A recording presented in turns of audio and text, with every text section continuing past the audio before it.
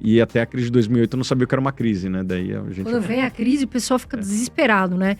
E pegando esse gancho que você falou, do Lula, como você vê hoje? Porque muita gente fala, o que eu faço agora? Como é que eu vou investir? O que você tá achando do governo Lula, Haddad? Acho que são duas perguntas diferentes, né? Aliás, três perguntas diferentes. O como investir, o que eu acho do governo e o que eu acho de cada um deles, né?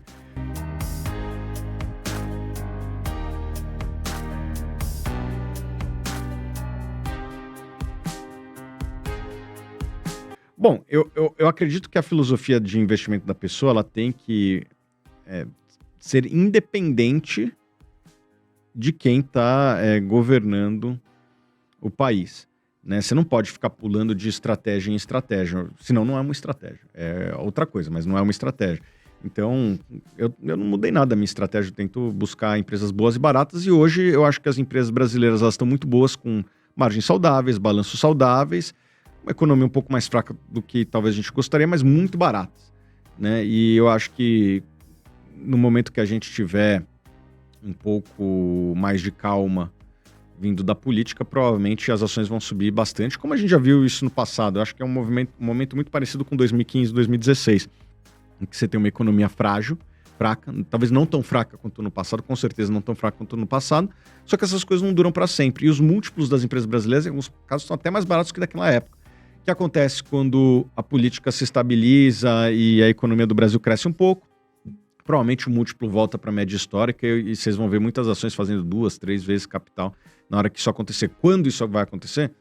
Eu não sei. Pode ser que aconteça esse ano, pode ser que aconteça daqui a 4 anos, mas isso invariavelmente acontece. As coisas retornam para a média e o ambiente político, na média, ele deveria ser estável, coisa que a gente não vê hoje.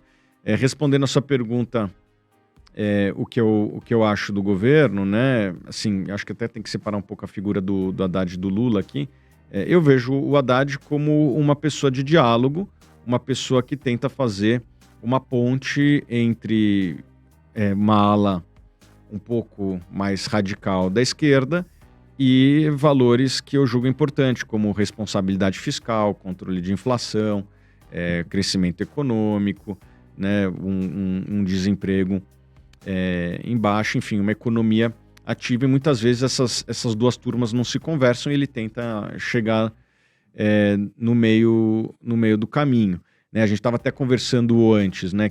Assim, o governo ele está pagando uma conta hoje que é consequência daquela PEC, né? A chamada PEC da transição, que foi até um nome bonito para uma conta muito alta, de aproximadamente 150 bilhões com B de reais. Naquela época, eu até falei que eu acho um pouco salutar para o debate da sociedade você segregar benefício de custo. Por quê? Quem não quer benefício? Quem não quer, investimento público e tal? Dinheiro é difícil recusar.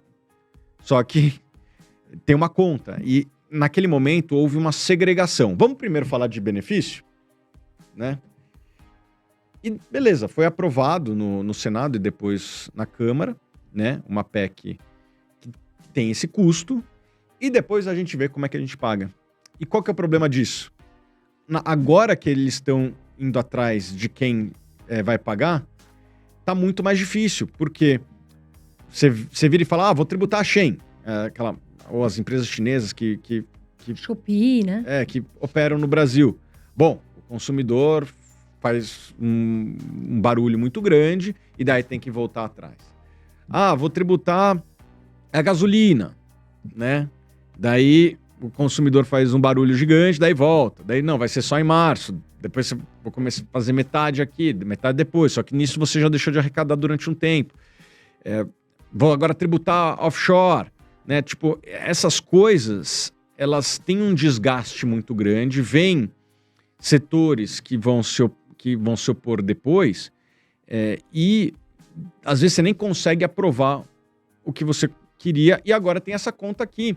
Então, eu acho que teria sido muito melhor, inclusive para o governo, se eles tivessem explicado benefício e custo junto.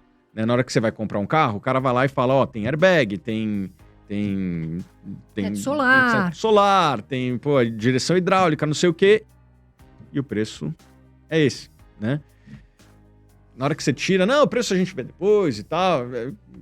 O consumidor, ele sabe que as coisas têm um preço. O problema é que muitas vezes o eleitor não tem essa visão de que as coisas têm um custo. E daí, na hora que você empurra para depois, fica difícil de você, inclusive, aprovar a conta, como está tendo dificuldades agora para se aprovar isso daqui.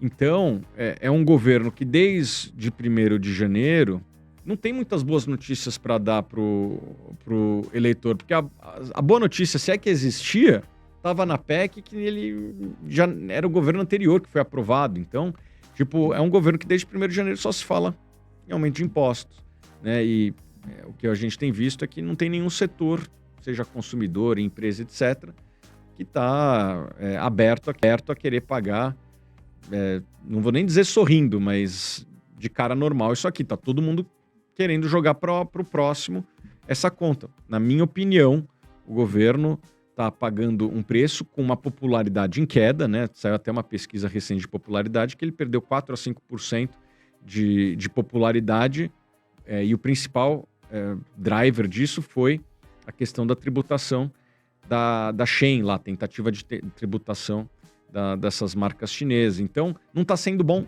nem para o governo essa separação de benefício e custo. E eu acho que eles vão continuar pagando um preço com popularidade, e isso gera um desgaste político, uma insatisfação da sociedade e também uma insegurança para quem quer investir no Brasil muito grande, porque você não sabe, vou investir, amanhã vai ter uma tributação, então fica todo mundo em compasso de espera. Eu converso com muitas lideranças de empresa quase todo dia, e vou te falar, talvez com a exceção do agro e uma outra empresa que já estava fazendo investimentos, empresas de infraestruturas, os investimentos no Brasil têm caído de maneira forte, muito por conta disso.